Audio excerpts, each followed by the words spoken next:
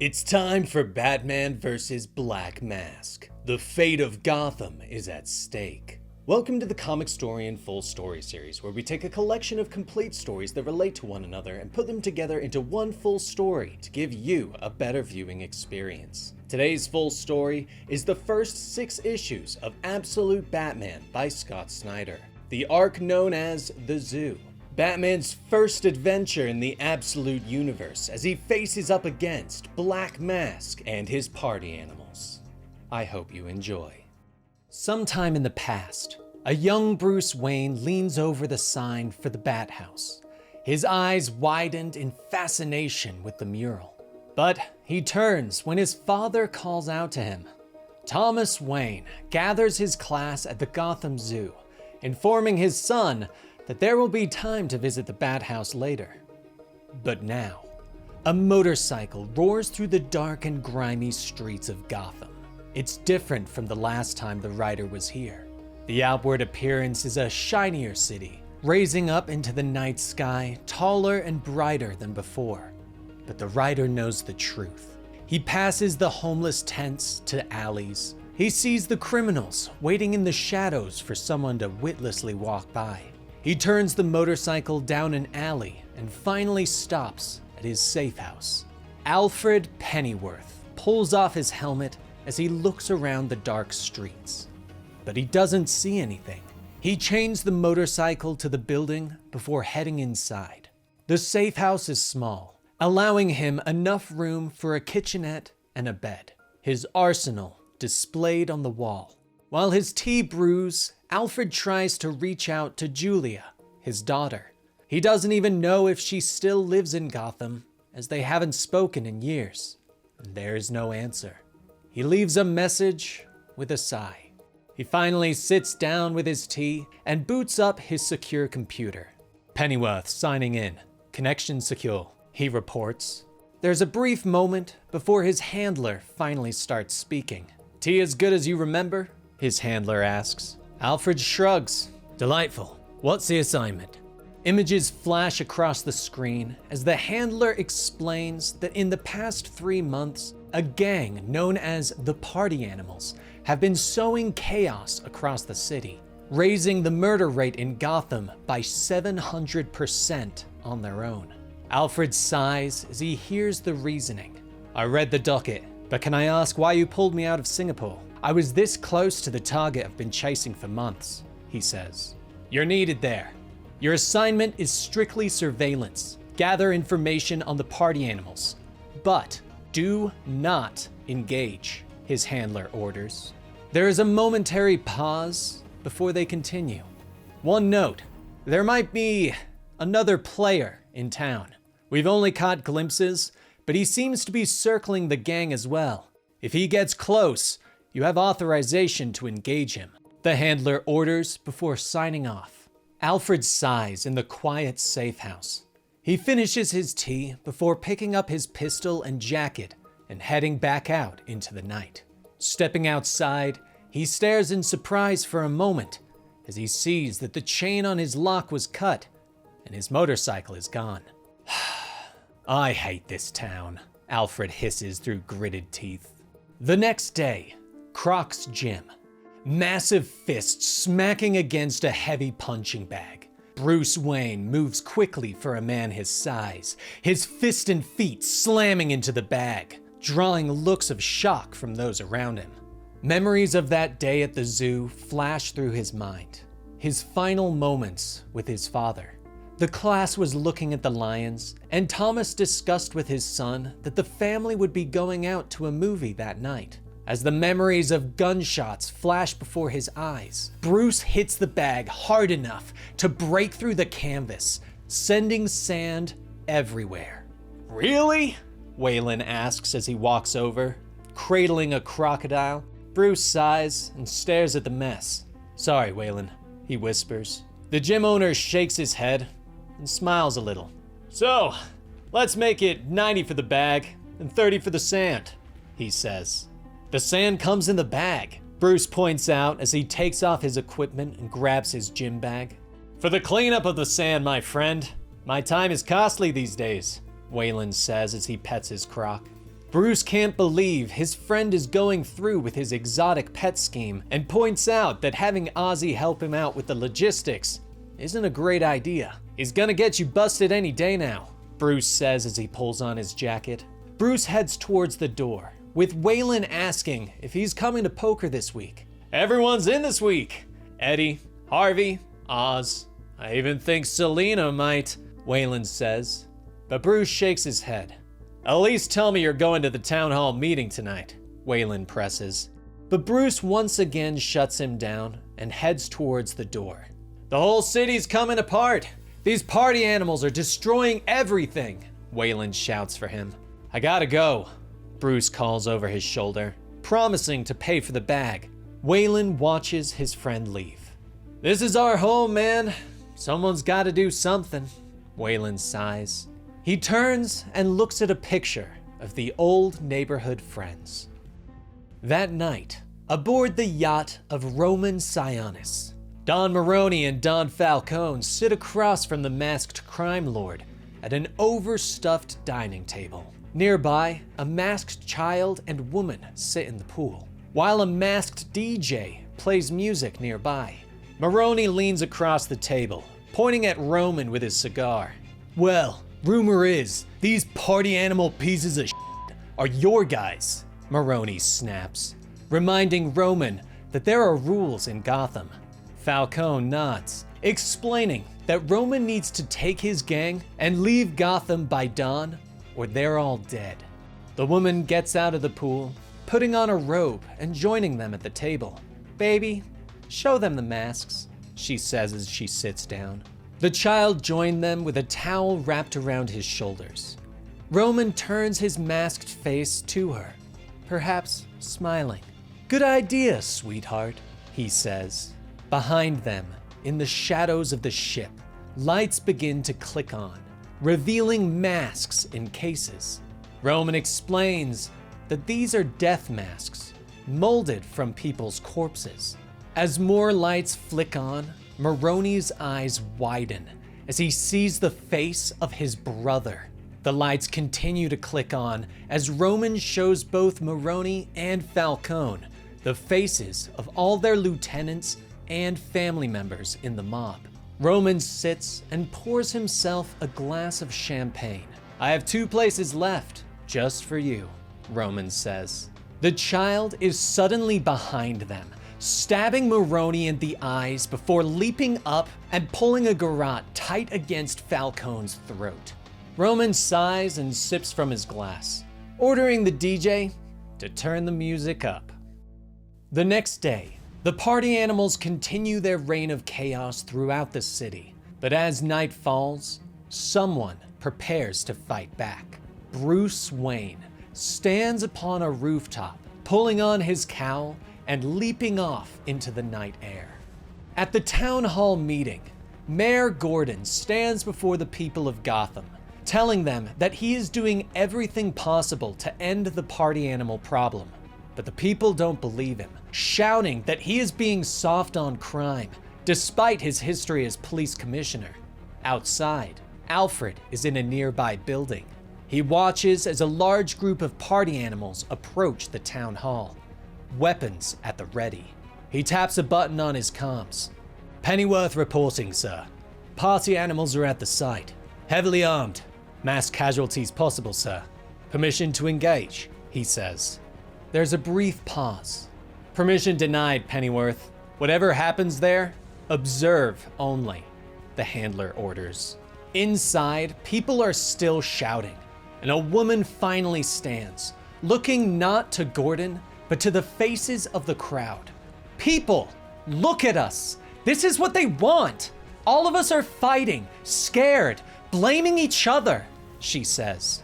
She points to Gordon, explaining that she works with the mayor's office and she trusts him to solve this problem. But it's not just up to him or Commissioner Bullock. It's up to all of us to stop these killers, to come together, she says.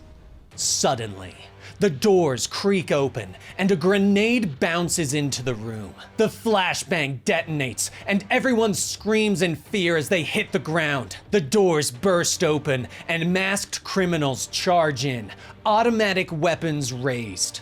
But Gordon stands tall on the stage. "Up here! Look at me! Whatever you want, deal with me!" he shouts. The lead party animal nods and aims his rifle. "Bye, Jimmy," he calls and fires off a burst. The rounds chew through the podium and Gordon hits the ground, grunting with pain. The leader orders his men to fire, but something grabs them and pulls them outside, and the doors slam shut behind them. Officer Barbara Gordon charges forward and pulls the door open. Her pistol is ready, but she stops short as a masked man stares at her. "Whatever you hear, you do not open this door," Batman growls. Nearby, Alfred watches with interest, ignoring his orders to engage with a vigilante. He watches as Batman drops smoke pellets, obscuring himself from the small army of the gang. Gunfire rattles in front of the city hall, but the Batman moves quickly through the smoke, lashing out with punches and kicks to knock the gang members aside. His cape seems to harden as he twirls, using it as a weapon. The first group is down, but the second charges forward. Alfred watches as Batman reaches up and pulls the ears off of his cowl, revealing blades. He whirls through the crowd, slashing and cutting. Alfred is impressed. Batman's knife work is exact. He cuts where he knows to do damage, but not kill his opponents. An idealist. Bloody hell. Alfred sighs as he watches through his scope. Only a few of the party animals remain, and a large one steps forward, brandishing a meat cleaver.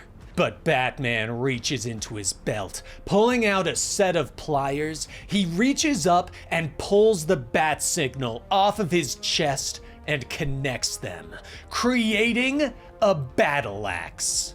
The large party animal charges forward with a bellow of rage, but Batman whirls and cuts the hand from the gang member's body. The criminal looks down in shock, clutching at the stump where his hand used to be. "I hear they can reattach them sometimes. There's a hospital 3 blocks south of here. Or is it east? I forget. I'd run if I were you," Batman growls as he looks at the remaining criminals. They all suddenly turn and run, rushing down the steps of the city hall to escape. On the rooftop, Alfred nods. Well done. But if he were a true tactician, he'd have set a trap for those fleeing, Alfred thinks to himself. But he watches as Batman pulls out a detonator and blows up the street as the party animals reach it. Smoke fills the scene. Alfred pulls out his shotgun and descends upon the carnage.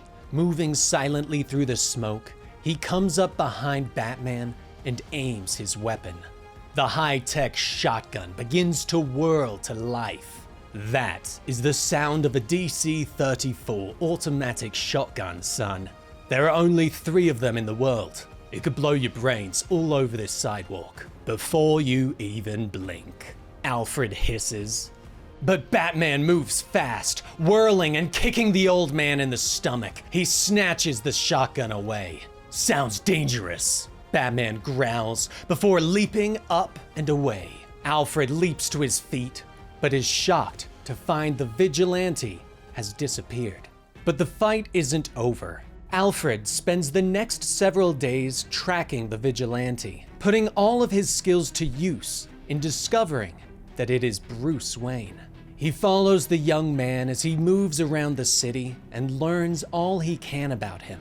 Bruce Wayne grew up in Crime Alley. His mother is a social worker, his father a teacher. Bruce was smart, excelled in school, but his life truly began when his class took a trip to the Gotham Zoo. There was a shooter. Thomas Wayne had hidden the children in the bat house, shutting the door behind them before turning to confront the shooter. Bruce had called out to his father before they were locked in the dark. For a time, Bruce had lashed out at the world, but then he turned his life around, went to college, varying his studies, mechanics, chemistry, criminal psychology, military theory, socio-cultural history, preparing himself. Finally, he returned home and went to work for the city. Now, Alfred watches as Bruce walks through his old neighborhood, finally arriving at his destination. Alfred watches as Bruce stares up at a woman sitting on her front step. The woman smiles at Bruce. Seriously? Making your poor mother wait an hour out here on the cold, hard streets of Gotham? Martha Wayne asks. Bruce helps her up and puts an arm around his mother's shoulder. Sorry, Mom. I just swung by the zoo. I heard what happened at the town hall last night. Are you okay? He asks as he leads her inside. Alfred watches from across the street. He sighs. He doesn't want to take the kid in front of his mother. Later, Bruce sits in one of his many belfries, the penthouse of the richest buildings in Gotham, a place that is rented but never occupied. He taps a button on his computer setup. There's more to these ape skull masks than first appears. They aren't just for protection or intimidation.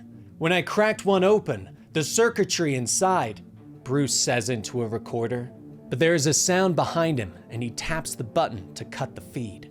Alfred is moving through the shadows, his pistol at the ready. He knows Bruce is aware of his entrance. Pretty smart, mate, hiding out in the tops of these buildings. All the top floors are owned by companies and oligarchs who never use them, just hollow investments. You know this because you worked for them, Alfred calls. He steps around the corner, pistol up and at the ready. But I'm closing you down right now, Alfred snaps. But Batman is standing behind him, stolen shotgun at the ready. He racks around and raises the weapon. Alfred cocks an eyebrow at him. Thought you were better than that, son. You get cornered and all those ideals go out the window? Alfred asks. He lowers his weapon and holds out his hand. Give me the gun, kid. You're no killer, Alfred orders. But Batman fires. The blast takes Alfred in the face and knocks him to the ground. He grits his teeth through the pain. Ugh, the damn kid converted the shotgun to non-lethal, he hisses. He looks up at the sound of a revving motor, and Batman suddenly screeches by on Alfred's stolen bike. You're not the only one who follows people. Batman growls at him before roaring forward and leaping out of the building, shattering the window and sailing off into the night. Alfred watches him, blood leaking from the tiny batarangs sticking in his face. Where the hell is he going to land? Alfred hisses. Later, Alfred sits in his safe house in front of his computer, his face bandaged up. I'll get him next time he interferes, he reports. Understood. Just stay focused on the party animals, the handler orders. There's another pause before the handler continues. Oh, thought you'd want to know. Your old target. We lost him somewhere in the Philippines. He's in the wind, the handler says. Meanwhile, in Manila, 2 helicopter pilots are preparing for a flight. The co-pilot turns to his partner. So just sir? Nothing else? He asks. The pilot shakes his head. Nope, don't even know his real name. When you're one of the 30 richest men on the planet, you can do whatever you want, I guess, he says with a shrug. The pilot reminds his partner not to make any jokes. Why? The co-pilot asks as they watch the man approaching. The guy never laughs. Not at anything. Ever. The pilot begins to say, right before their boss slides open the helicopter doors. His face is obscured by the shadows as he climbs in. The Joker. Gotham Zoo, the past. Tears in his eyes, Bruce bangs on the door to the bat enclosure, unaware that his father's body is slumped against it. He shouts for his father, but there's no answer. Behind him, the noise has stirred the nocturnal creatures and one hisses at him, crawling towards him. The glass shatters as the colony rushes at him, seemingly called by destiny. Bruce screams as the darkness overwhelms him. Now, Alfred continues to observe the party animals, who continue their war against Gotham without any apparent purpose, while Batman continues his war against crime. Batman meets the party animals at the Gotham Aquarium, brutally fighting them off even after being stabbed several times. He rushes through the crowd, dropping several of them with brutal haymakers and clotheslines. He whirls to find the gang members swarming at him, but he yells out a bellow of rage and turns, smashing through the glass and flooding the entire room with water. Batman leaps up and hangs from the ceiling. "Wow, you got us wet. Not like you can stay up there forever." The party animals shout as they begin to regain their footing. The Batman reaches into his belt and pulls free a pellet. He drops it into the water, and in moments, it begins to swirl green and smoke. The pellet was a formula that turned salt water into hydrochloric acid. Minutes later, the party animals are rushing outside. Their skin and clothes smoke as they run into the waiting arms of the GCPD. And Batman is already gone, disappearing into the tunnels beneath the city. Alfred watches all of this on the CCTV that he's tapped into. He's been tracking Bruce, observing him when he can. He knows that Batman has bunkers throughout the city that he hides in, almost like caves. He watched as the party animals tracked Batman to his high-rise base of operations. Briefly, he thought of warning the hero, but it turns out Bruce didn't need the help. The explosion could be seen throughout the city.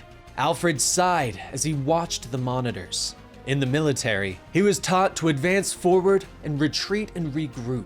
But he's starting to think that this Batman knows nothing about retreating and regrouping. He is just the physical embodiment of advance forward. The next day, Mayor Gordon leans back in his hospital bed. The TV is on, with the reporters talking about the war between Batman and the party animals. The reporters are talking to former Mayor Hill, who has announced his run for re-election, noting that crime has gotten out of control under Mayor Gordon, and that the party animals and Batman are just the tip of the iceberg. "Turn it off, Bullock!" Gordon coughs as he leans back in his bed and sighs. Commissioner Bullock nods and turns off the TV. "Sure, Jimmy. I just thought you'd want to know what's going on," he shrugs. Bullock glares at the final images of Batman. "We need to take him down fast," Bullock snaps, explaining that Batman is forcing the animals to up their game in response to his presence. "You do remember when he saved your life, right?" Barbara Gordon asks from her seat at the edge of Jim's bed, but Bullock whirls on her. "Barb, for all we know, he's on their side. Some kind of secret partner, trying to make us look bad," Bullock theorizes. Suddenly, the door opens and Martha Wayne steps inside. "Sorry to interrupt," she says as a greeting as she crosses over to Barbara and gives her a big hug. The four talk for a moment before Bullock and Barbara are called away on police business. "The party animals are tearing up the Port Authority." Bullock sighs as he motions for Barbara to follow him, and they exit the room. Gordon sighs as he watches his daughter leave. "What is this world we've given them, Mar? When we were their age, we were crazy, sure, thinking we could change it all. But it still felt possible then, you know?" Gordon asks wistfully.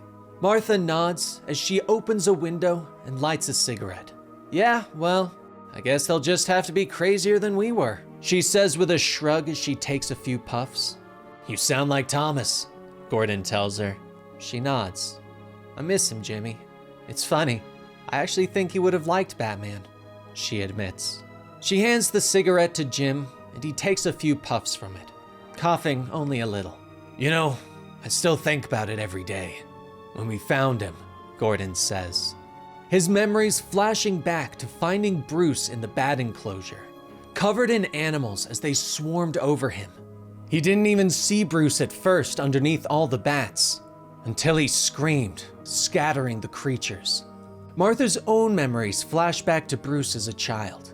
He became subdued after his father's death, withdrawn, didn't want to speak to her, didn't want to see his friends. He had just shouted at her, yelled for her to leave him alone. She didn't know it, but he had thrown his science fair medal out the window and collapsed on his bed as tears spilled from his eyes.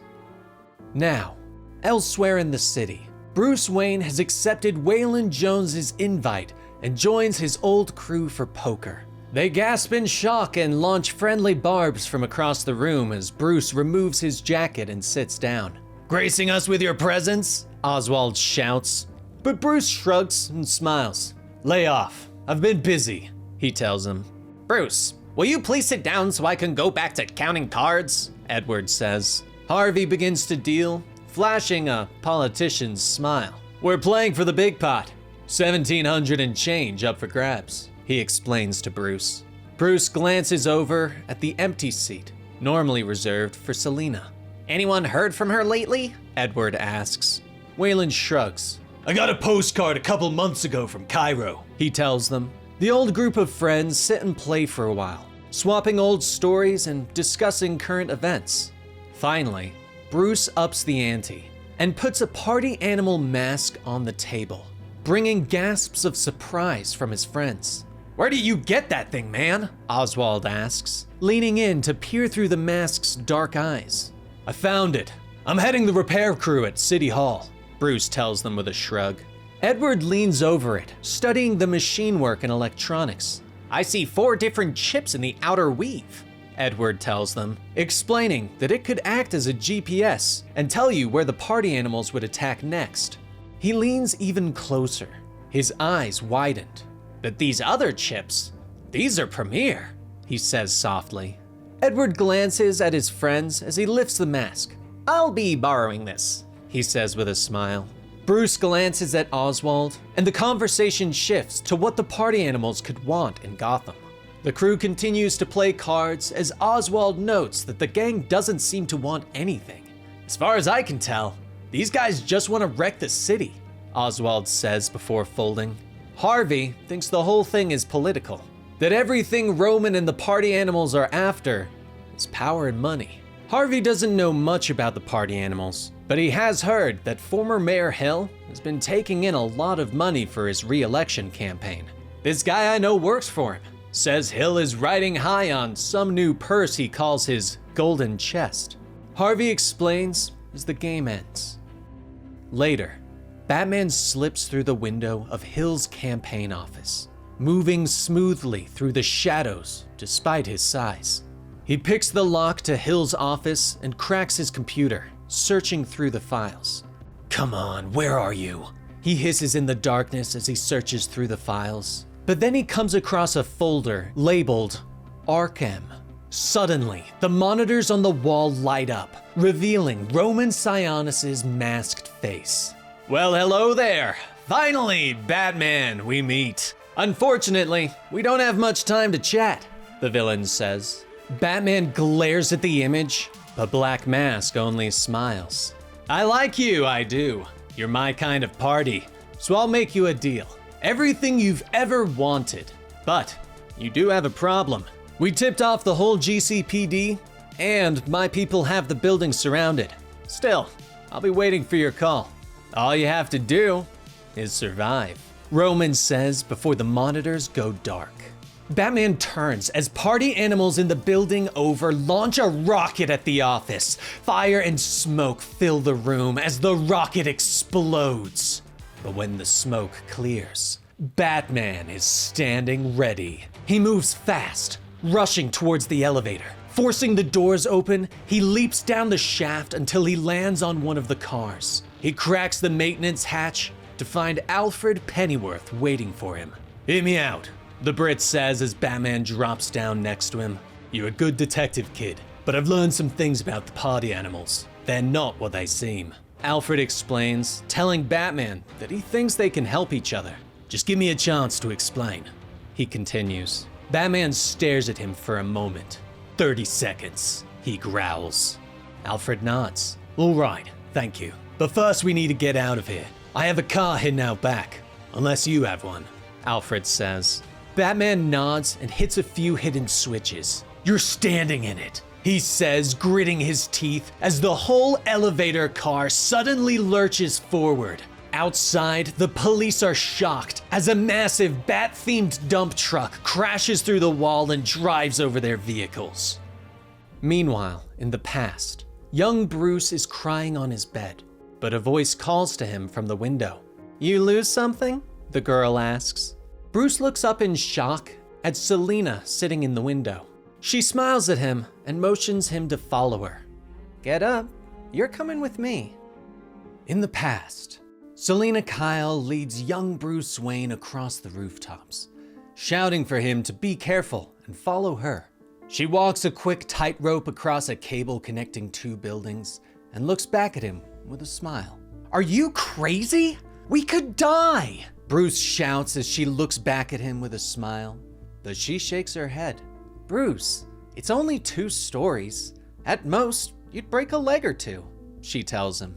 He looks down in fear, but Selina waves her arms to get his attention, telling him to focus on her and only her. Don't see the drop. Don't see anything past this ledge right here, she tells him. Bruce nods and begins to make his way across, but he slips at the last moment, his arms pinwheeling as he begins to fall. But Selina reaches out and grabs his hand, pulling him to safety. "Look at me," she says softly. "You're okay," she tells him as they walk across the rooftop, still holding hands. Present day. There is a roar of a massive engine as the Bat dump truck roars down the Gotham Broadway. Alfred pushes open the doors that were once attached to an elevator and looks around in astonishment.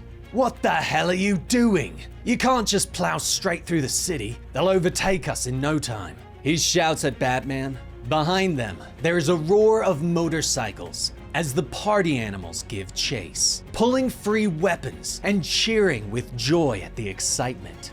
"You'd better talk fast," Batman growls, reminding Alfred that he has 30 seconds to plead his case. But Alfred is distracted as the party animals open fire and bullets begin to bounce around him. "In my field, there are rumors of a man called Black Mask," Alfred shouts as he draws his pistol and returns fire, explaining that Black Mask funds terrorism, government destabilization, and violent disruption throughout the world. "I believe that Roman Sionis, the leader of the party animals, may be the Black Mask," Alfred shouts over the sound of his pistol thundering in his hands. 25 seconds, Batman growls. His eyes widen as one of the party animals pulls out a rocket launcher and fires, but the Bat truck suddenly swerves, screeching around a corner. Alfred reloads and keeps firing, tagging several of the gang members. "Bloody hell, we need to abandon this thing and find a vehicle that can go fast," Alfred shouts. Inside the cockpit, Batman almost seems to smile in the shadows. "I'll pretend you didn't say that," he says as he taps a button. Alfred looks around in surprise at the screech of hydraulics, and suddenly, the dump truck transforms into a high-speed monster truck. "You have 20 seconds, if you manage to hold on," Batman calls as he steps on the gas, and the monster truck's engine belches flames as they speed down the road. The party animals push their vehicles to keep up, still firing at Alfred as he pulls himself inside the truck. "Listen to me, damn it! I can help you!" Alfred snaps. Batman nods. "Prove it! 15 seconds, he calls. Alfred drops down into a gun turret and activates the weapons. He opens fire, the machine guns firing mini bat projectiles with an electrical charge, stunning and taking out the vehicles of their pursuers. "If Sionis is Black Mask, then he's too big to fight, too dangerous," Alfred shouts, but Batman shakes his head. "I'll build bigger then. 10 seconds, he growls. But Alfred disagrees. He continues to fire as he suggests that Batman take the deal that Sionis offered him, to stand down for 1 week and receive a reward. "Quit! Forget it!"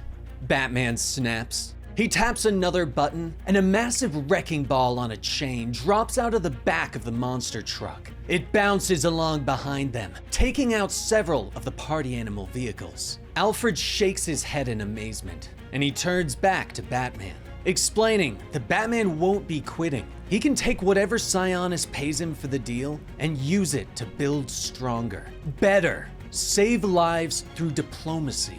You can set up Batman as something real in Gotham, something with impact, Alfred says, explaining that his employers will gather intel on Black Mask's activities in Gotham and eventually take him down. We all win, Alfred says. Batman suddenly hits the brakes, and the monster truck screeches to a halt. Alfred looks out through the ball turret and realizes that they are now surrounded by police at the end of the Gotham pier. There's no way back, and the bay is in front of them. Alfred readies himself and turns back to the radio. We make a decent team, kid. Tell me you have something to get us out of this one, and let's keep it going, Alfred calls. Batman pauses for a moment before nodding. The lever in front of you, he instructs. Alfred reaches down for the lever and pulls it, and the ejector seat is activated, and Alfred is launched into the air, splashing down in the bay in surprise. Batman hits the gas, and the monster truck launches off the pier and disappears into the bay. Back in the past, Bruce and Selina finally arrive at one of her favorite roofs. A small gathering of cats come out to welcome them, purring as Selina sits amongst them. I heard you're in a new place. How is it? Bruce asks. Selina shakes her head and continues to pet her friends. Not there anymore, she says, explaining that while people like the idea of fostering a child, they don't usually like the reality. Well, where are you now? Bruce asks as he pets the cats around him. Selina smiles and looks up. I'm here with you and them. I come up here and these guys, they always show up, purring, she says with a smile. After a while, the two continue their journey, finally arriving at an old movie theater. So, why are we here? Really? Bruce asks as they walk inside. Selina smiles and motions to a row of seats. Because I want to show you something, she says softly. Suddenly, the movie begins to play and Zorro appears on the screen. Anger flashes across Bruce's eyes as he glares at her. What do you think you're doing? He snaps. In the present, Bruce is sitting in the workshop of his friend, Edward Nigma. Edward motions to his robot that he has hooked up to the party animal ape's skull mask. Ask away, Bruce, Edward says with a smile as the robot turns its glowing eyes upon Bruce. I came to talk to you, man, Bruce says, but Edward shakes his head, explaining that the robot, who he calls Al, has a map of Edward's brain and contains 4/5 of all human knowledge. Bruce sighs and finally agrees. How do the party animal's ape skulls work? He asks. Al explains that the mask has 3 functions. It protects the wearer's identity from all global deciphering means. It creates a wallet for the wearer that is connected to a highly protected network of cryptocurrency called Blackcoin, and it provides objectives and targets to the wearer that they can complete for payment. All members of the party animals can get quite wealthy, quite quickly, Al explains. Bruce nods. How would someone disrupt this network? He asks. But Al motions to the monitors nearby, and images from around the world begin to appear. The network is far too expansive for anyone to bring down, he says, explaining that the satellites are connected around the world. Bruce ponders on this and then shakes his head. There has to be some way, he says softly. But Edward steps forward, suggesting that they merely destroy the mask and forget all about this. He doesn't want to help you, Bruce, even if he could, Al explains. But Edward shakes his head, explaining that he is merely looking out for Bruce's well-being. Suddenly, Bruce's phone buzzes. He answers it to hear Harvey Dent's voice. Harvey explains that he looked into the ARC M fund and discovered that a lot of it comes from a company called JK Holdings. Highly diversified around the globe, but they specialize in building secure facilities, private prisons, Bruce. And not just ordinary ones either. Black sites, Harvey says, whispering so that no one in his office hears him talking about this. Meanwhile, Commissioner Harvey Bullock is meeting former Mayor Hill on board a yacht at the docks. Hill smiles widely and holds out a hand. "Welcome! I appreciate you agreeing to meet with me," Hill says. Bullock shakes his hand, but doesn't smile. "You're not getting my endorsement, Hill. If that's why you invited me here, you can forget it," Bullock says. But Hill shakes his head and motions to the yacht. "Whoa! Slow down, Commissioner. I'm not trying to steal you away from old Jimmy. I just wanted to introduce you to a friend of mine," Hill says. At that moment, Dr. Benjamin appears at the top of the walkway on the boat. "Mr. Sionis is waiting in the body room," Dr. Benjamin says from behind his dark goggles. He leads them through the ship into a training room, where Roman Sionis is sparring with former heavyweight champ, Bibbo Bibowski. Bullock watches as the much smaller Sionis easily brings down the former champ. While Sionis is fighting, he explains to Bullock that he is a professional pacifist. "I help bring peace to troubled areas of the world," Sionis says as he grabs hold of Bibbo's arm and snaps it at the elbow. "Good places where the people are being taken advantage of by bad people. And this city, it could use some peace these days. Bad people are tearing Gotham apart," Sionis says. He scrambles across the mat and wraps his arms around Bibbo's neck and begins to squeeze. "You have to get things under control. My people can get you plenty of choppers and tactical vehicles, all through state channels, all above board. So, what do you say?" Sionis asks, ignoring Bibbo as he tries to tap out, and his eyes begin to go red. "All right, man, he's had enough, damn!" Bullock shouts. Sionis nods and releases Bibbo, allowing him to collapse to the floor. He stands, barely breathing heavily, and reaches for his robe. "Don't worry about him, Commissioner. He'll be fine. Now come, let's talk about peace," Sionis says as he motions Bullock and Hill out of the room. In the past, Bruce stands and is about to leave the theater, but Selina reaches for him. "I'm leaving," Bruce snaps. But his other friends are suddenly there, grabbing him and pulling him back into the theater seats, candy and popcorn in their hands. "The hell you are," Oswald says with a smile as Edward throws popcorn at them. "Popcorn attack!" Bruce finally relents and they all sit down. They laugh and shout, enjoying being kids for a moment. In the back row, Martha Wayne smiles for a moment as Bruce enjoys his life again. Present day. Martha comes into the kitchen to find her son sitting and eating his breakfast. "Bruce, you scared me. What is it, honey? What's on your mind?" she asks. But Bruce explains that he was just in the neighborhood and stopped by to say hello. She raises an eyebrow, not fully believing him, but explains that she has to head out. "I was just thinking that maybe with all the chaos in the city, you could kind of, I don't know, lie low," Bruce suggests. But Martha shakes her head, explaining that she is stepping up to help Mayor Gordon as deputy mayor. "The chaos is exactly why I can't lie low, Bruce," she tells him. Bruce becomes angry, telling his mother that she is just painting a bullseye on her back. "I believe in what Jim is trying to do, and I'm going to try and help. That's who we are, who I am, who your father was," Martha reminds him, and Bruce glares at her. "And look how it turned out for him," he snaps. Martha glares right back at her son before putting her hands on his shoulders. "I'm going to kiss you now, so I don't slap you," she says before leaning down and kissing him on the top of his head. "Goodbye, Bruce. Clean up when you're done," she whispers before walking out and leaving him in the kitchen. The next day, former Mayor Hill holds a press conference announcing that Police Commissioner Bullock has endorsed his run for the mayor of Gotham, and Hill points out the chaos and crime in the city. That night, terror and fire spread in the darkness of Gotham as the party animals continue their war. Later, Bruce sits in another of his bunkers, this one at the old Gotham Zoo, now shut down.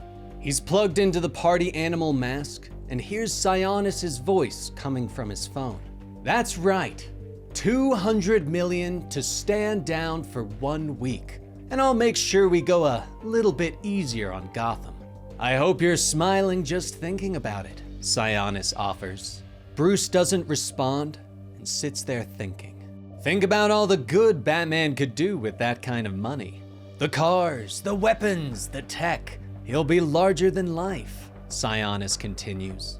Finally, Bruce interrupts him. Enough. I'll take the deal, he finally says. The past. The courtroom is quiet as a young Bruce Wayne takes the stand. The judge looks at those gathered. This morning, Mr. Chill was prepared to give a statement, but Mr. Wayne has requested to speak first, the judge explains. He looks down at Bruce Wayne, whose eyes are shut tight.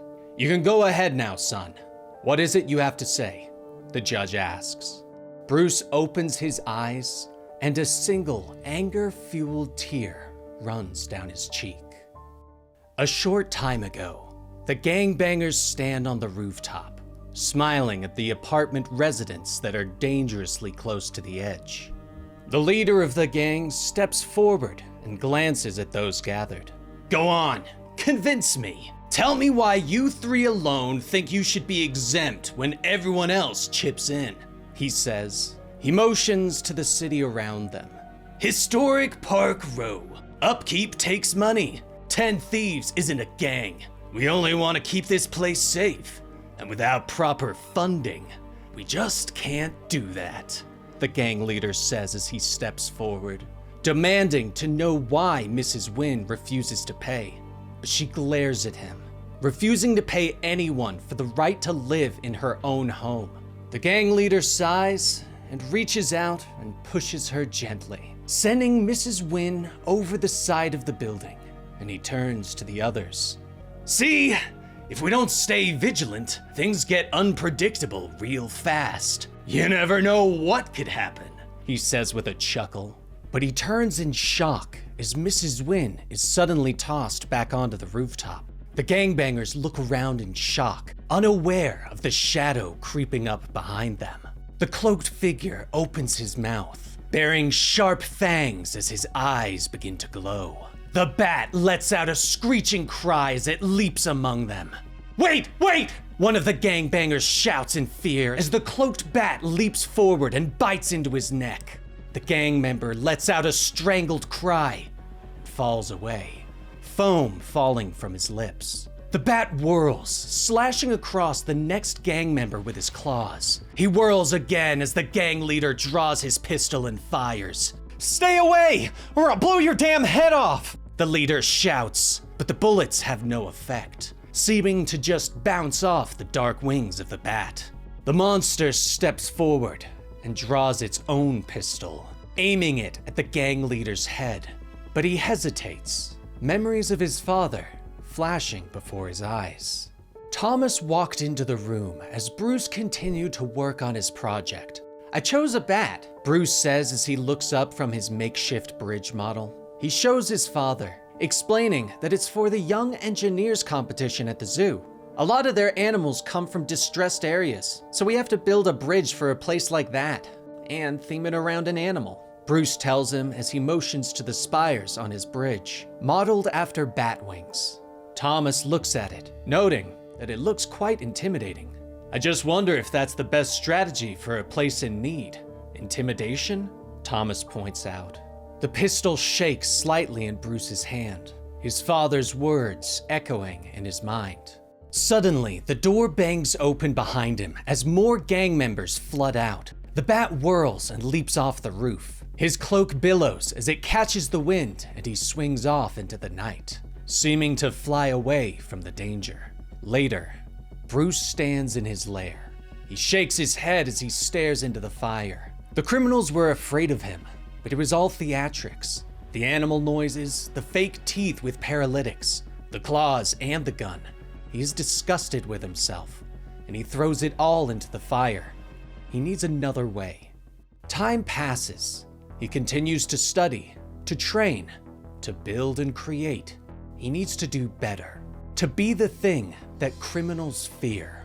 He studies his city, moving out at night, watching the gangs and the corrupt GCPD. He finds where the Falcones and Maronis are bringing weapons and drugs in at the docks. They move in the open, unafraid of the police on their payroll. That night, an 18-wheeler pulls away from the docks, loaded up with illegal goods. Behind them, a remote-controlled car moves fast to catch up. It drives underneath the truck just as it enters a tunnel. The drivers have no idea, but their headlights suddenly illuminate a man dressed as a bat in front of them. "What the? Run him down!" the passenger shouts. But Batman is prepared. He hits a button on the remote control and the small car detonates, slamming up into the 18-wheeler and smashing the trailer into the roof of the tunnel. And the truck behind it hits the brakes, but screeches to the side and slams into the guardrail. The mobsters get out quickly, trying to figure out what happened, but Batman is suddenly there, leaping from the shadows. He lashes out with foot and fist, knocking the mobsters down in mere moments. Batman stands there as the last goon falls. He is barely breathing heavily. "I think maybe I figured it out," young Bruce tells his father as he shows him his newest version of the Bat Bridge. It's smaller now, less intimidating, but more functional, able to adapt to different situations depending on the area, like bats with echolocation. Thomas watches as Bruce shows him everything, and he smiles. "It's really impressive, bud. I love it," Thomas tells him. And Bruce nods. "Do you think it's good enough to win?" he asks. Thomas shrugs slightly and looks down at his son. "I don't know, but all that matters is that you feel like it's the best you can do. That it shows what's special about a bat, at its core," Thomas tells him. Bruce ponders this and questions how you can know what something is at its core. Thomas thinks about it for a moment and tells his son that at one point he wanted to be a heart surgeon, to help people.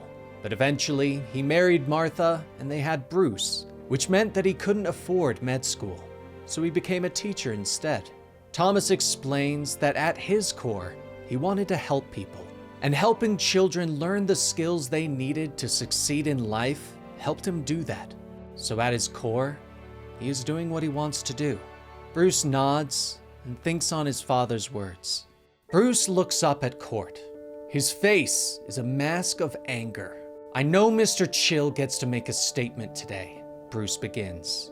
He lets the court know that he has had time to reflect on what happened at the zoo that day, that he remembers being there with his class, there for a competition that Bruce had entered. Bruce explains that he looked back, and for a moment, he saw that his father was proud of him. He remembered seeing his father and feeling so happy. Another tear falls from Bruce's eyes and streaks down his cheek. And I knew it. In that moment, this was as happy as it gets. Ever. I wanted to stay in it, to never leave that moment, Bruce says softly. He glares at Joe Chill, his words coming out in a hiss. "You killed that happiness, Mr. Chill, forever. So I'm not staying for anything you have to say. I don't care what made you do what you did. I just need you to know that I hate you," Bruce shouts. The judge bangs his gavel, demanding order in his court as Bruce continues to yell, and those gathered begin to murmur. Long ago, young Bruce calls his father, asking him to come see his final project. Bruce explains that he thought about it, and at its core, the bat-styled bridge needed to be everything for the people who needed it, that it needed to be intimidating and adaptable. He pulls away the cloth, revealing the bridge with an even more bat-shaped design. It's got everything the other designs had, but this one, it's got an extra feature. It flies. It's lightweight, foldable. It could be dropped from a plane and parachuted down, so the people can set it up themselves. It'd be a tool to use however they need. They don't have to rely on the powers that be to set it up. It makes the bridge theirs. They can use it for aid, for defense, even offense, Bruce explains with a smile. In the not-so-distant past, Bruce continues to build bigger and better. He trains, making himself stronger. He studies the world. He creates his armor, his equipment. He finds his belfries, his bunkers around the city. He becomes what the city of Gotham needs: intimidating, adaptable. He stands ready with the new equipment, a type of material that can harden and soften through the flexing of his wrist and hand. Record. Testing bat thumb, Bruce says to his computers. He grips his hand and the rod retracts, becoming a type of claw. He smiles. He's found his symbol. He creates Batman. He is ready. Night falls over the city, and the rich and elite gather for the annual Dance for a Better Gotham charity ball. Batman watches from the skylight above as the rich and elite mingle. He placed directional mics and listened in on their conversations. These people supposedly want to make Gotham a better place, but they really don't. They merely want to make themselves richer. They don't care about the city or the people that live in it. But Bruce isn't there for any of them. He is after Randall Powers, the man who owns the trucking company that Maroni and Falcone use. Taking out the goons and gangsters won't stop the shipments. They'll just get someone else to do it. But Batman has decided that if you take out the means of getting the guns and the drugs into the city, you make it too difficult for the mob to do their job. Suddenly, there is a buzz of a helicopter as it crests the building. A spotlight shoots down, and for a moment, Batman is illuminated. You there! Lie down with your hands behind your back! A cop shouts over the loudspeaker, but Batman whirls and leaps away into the night, swinging off into the darkness and disappearing. Later, Bruce has traveled to Blackgate Prison. Someone has requested to speak with him. Bruce walks into the visitation room and glares at the man behind the glass. Joe Chill just stares back. Anger flashes through Bruce, and he tightens his fist. Finally, he steps forward and picks up the phone. Well, you had something to say? Bruce asks the man who killed his father.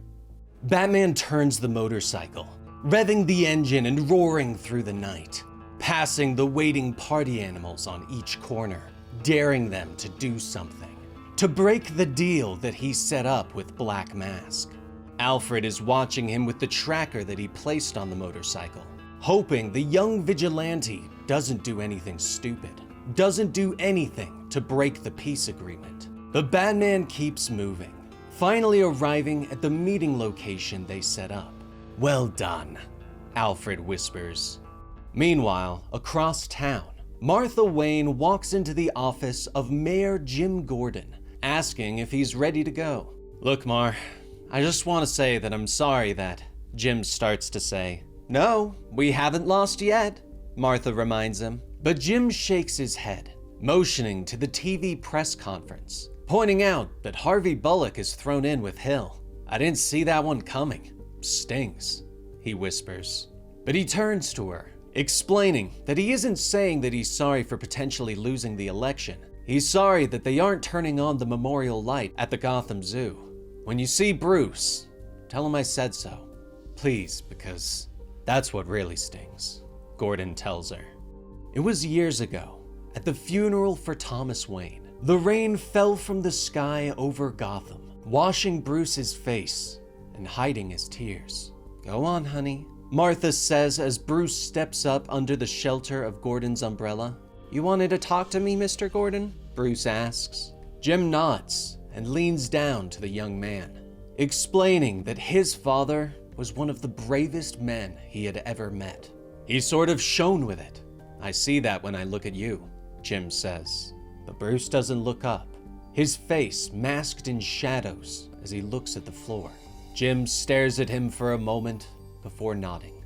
I'll let you go now, but I also wanted you to know that they're going to tear down the zoo, okay? Build something practical. You won't have to look at it ever again. It'll be gone for good, okay? Jim asks.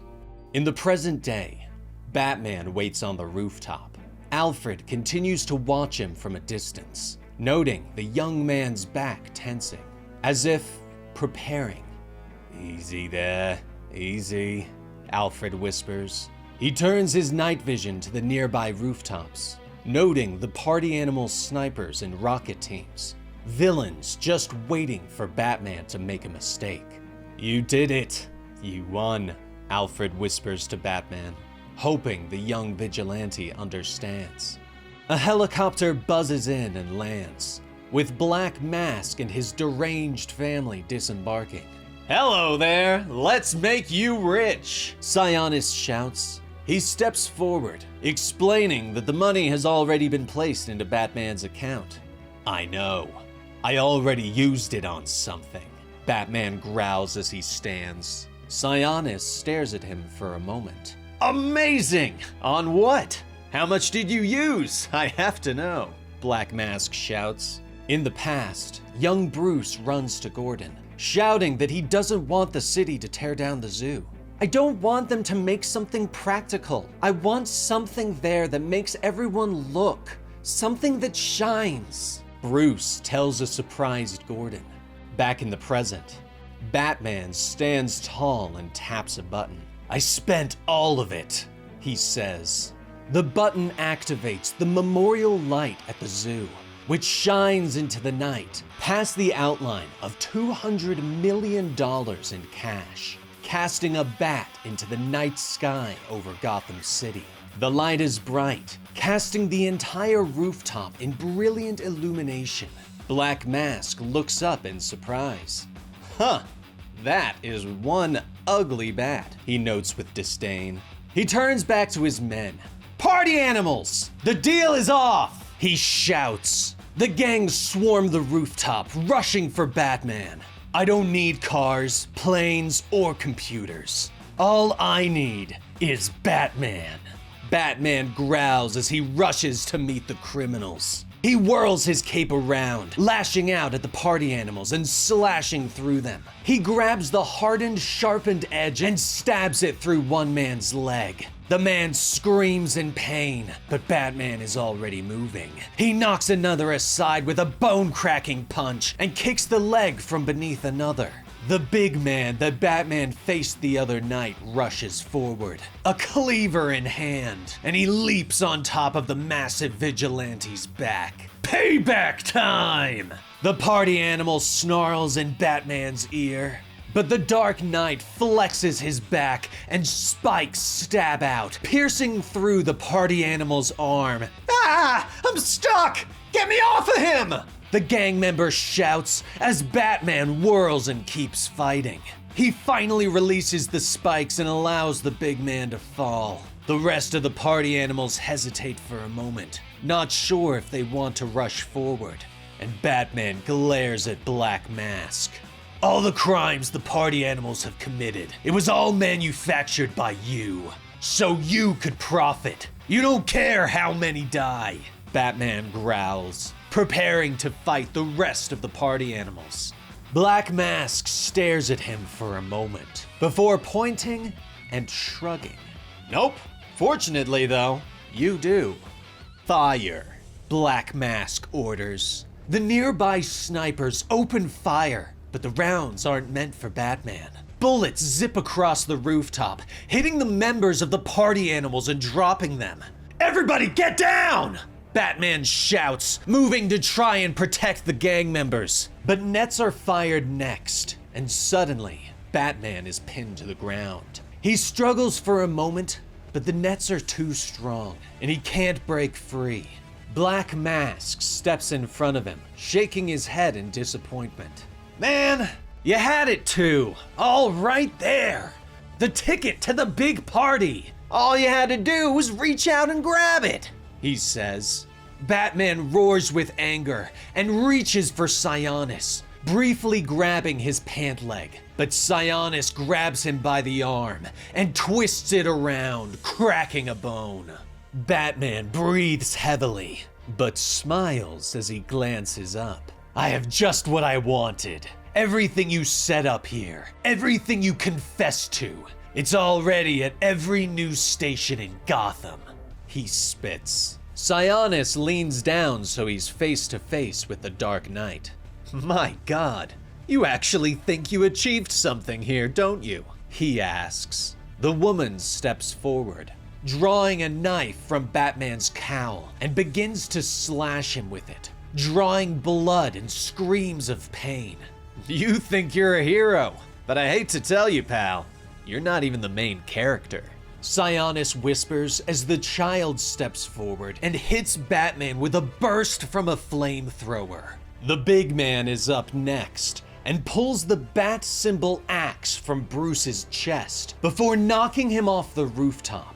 Batman plummets through the air, but his cape catches the updraft at the last second and acts as a parachute, slowing him down briefly before he slams into a car. The GCPD arrive quickly, buzzing over the scene as Batman crawls to safety in a car park.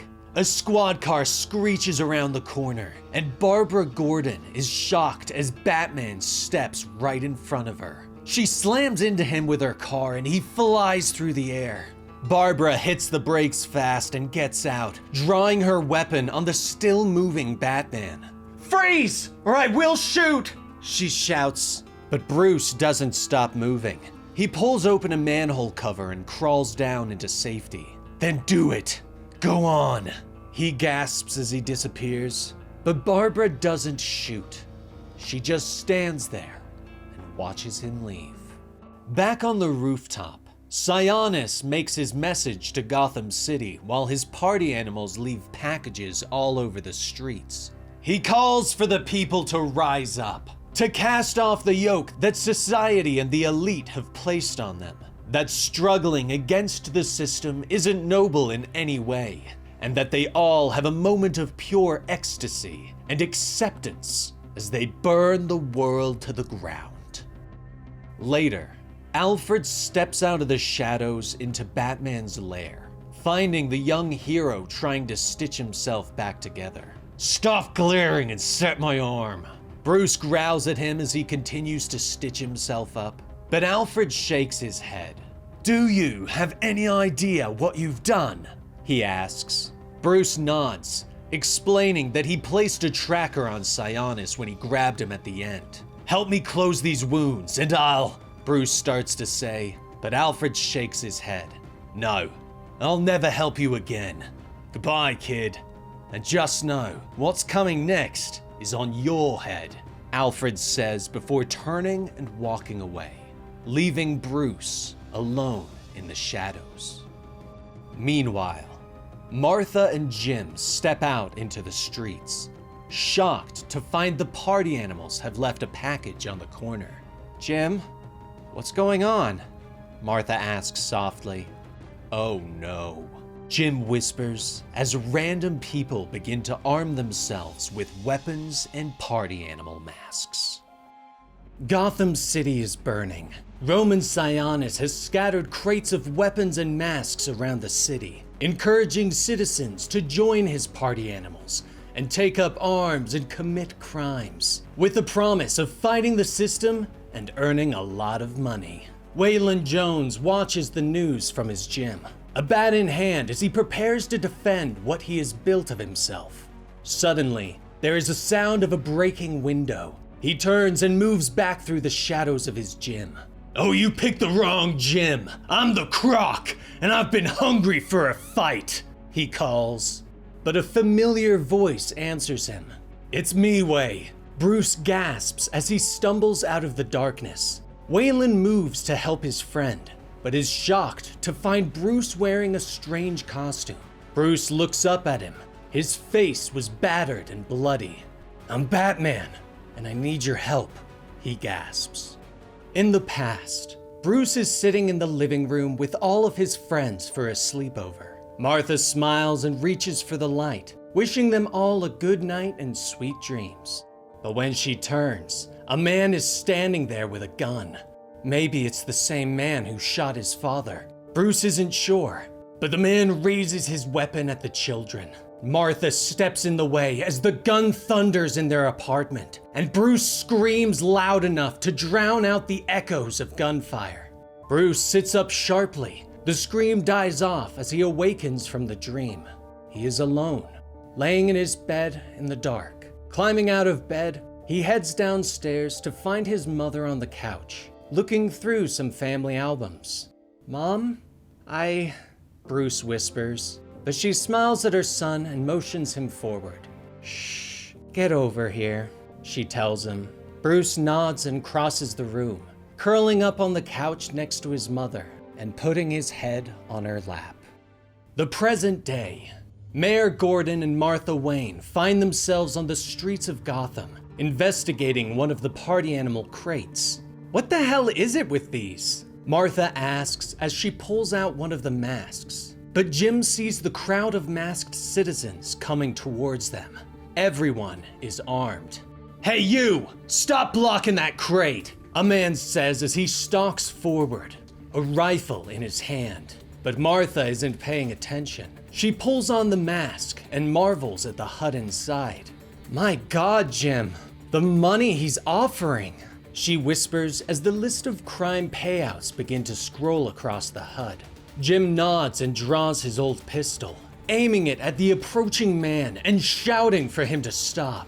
But Martha's eyes widen as the HUD scans Gordon and announces that there is a $1 million bounty on the mayor. "Mar, you need to get out of here, now!" Jim snaps at her. But she shakes her head, explaining that he's a party animal target. "So no, I'm not going anywhere. We need to stop this," she tells him as she pulls off the mask. Meanwhile, Julia Pennyworth is riding the Gotham Metro.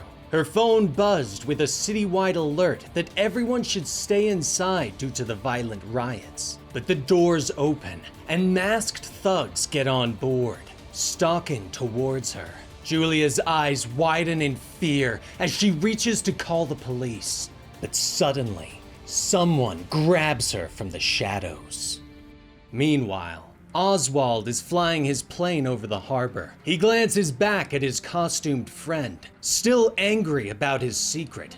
"You're f***ing Batman? And you didn't think it was something to mention?" he shouts at Bruce. But Bruce shakes his head as he pulls on his cowl and readies himself at the door. "I was trying to protect you, Ozzy. All of you," he says. He points down at his target below in the bay, not having the time to argue with his friend, reminding him that he needs to get on Sionis' yacht and shut down the servers that send messages to the party animal masks. Ozzy looks back in shock as Bruce prepares to jump. "Bruce, you do this and you're on your own. I barely have enough fuel to get back to Gotham. I can't stick around to save you," Oswald shouts at him.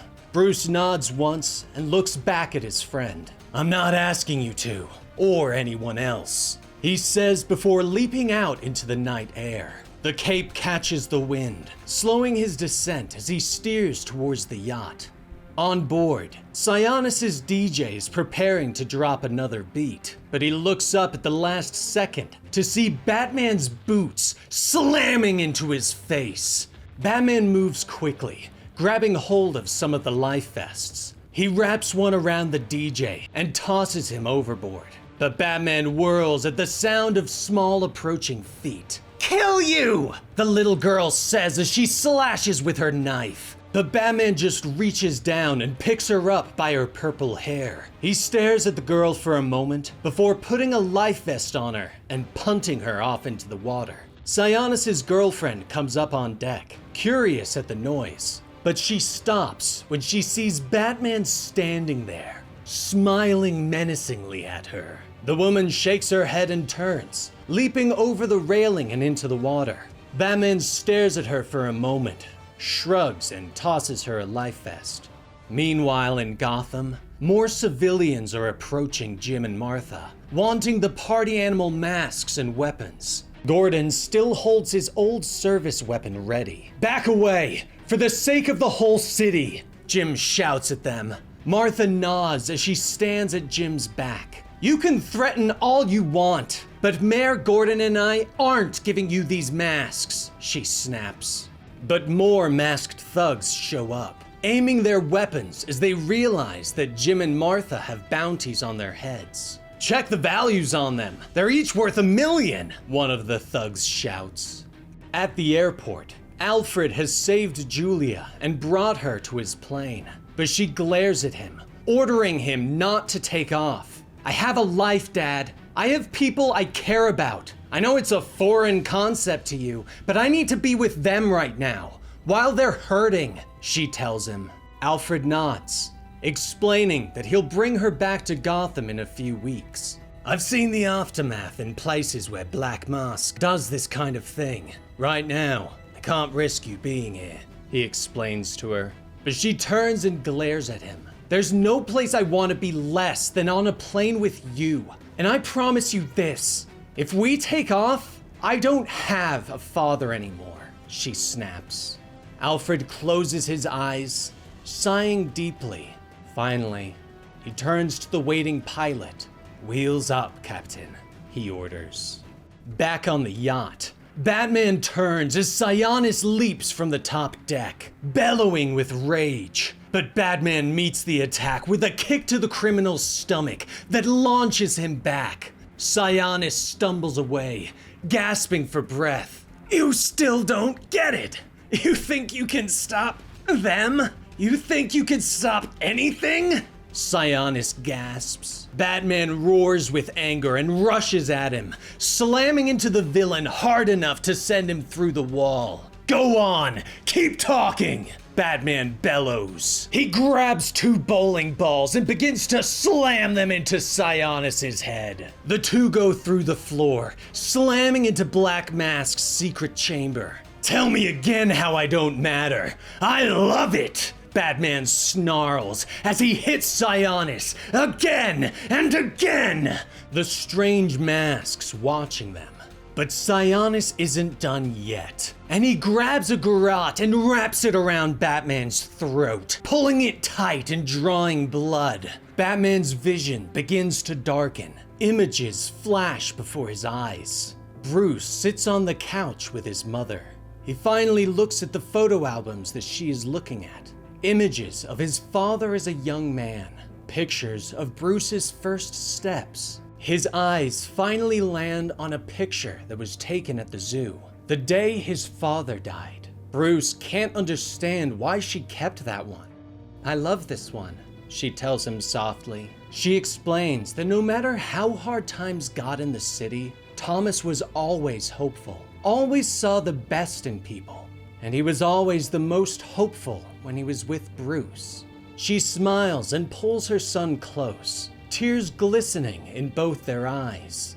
Batman grits his teeth. His gaze shifts down at Sionis. The bat ears on his cowl suddenly shift forward, and Batman brings his head down to stab them through Sionis' mask. The villain lets out a scream of pain as he rolls around in agony. Batman stands, unwrapping the garrote and throwing it away. He reaches down, wrapping a life vest around Sionis' throat. You lunatic! You'll lose everything! Everyone you love! I promise you, you have no idea what you've started! Sionis gasps, but Batman says nothing and tosses him over the side. Finally alone, he moves through the yacht, finding the server room quickly. He draws a belt of grenades and pulls the pin, tossing the belt into the room and moving away. The explosion rips apart the yacht, sending it to the bottom of the harbor. Back in the city, the thugs are preparing themselves to kill the mayor. I saw your faces before you put those masks on. You shoot him, and after all this is over, I will make sure you pay for it, Martha yells at them. But the thugs raise their weapons. You're better than this! You hear me? We are better than this, she continues. The thug shakes his head and takes the safety off his weapon.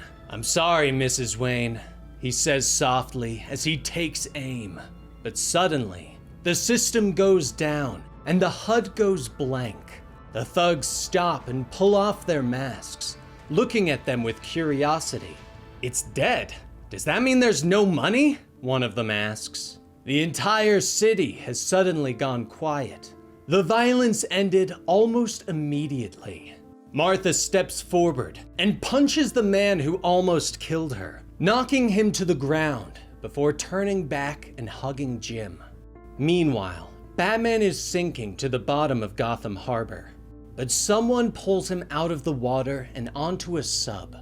Alfred grunts as he drags the younger man's large body. Kid. If I'm sticking around, so are you, he says softly as he lays Batman down and reaches for his medkit. Now, let's get you patched up. Somewhere else, in an unknown location, a pale man is sitting in a large white room, strange red bodies draped over him. Another man comes into the chamber. Sir, Sionis is reporting. It seems there's been a small snag in Gotham City, he reports.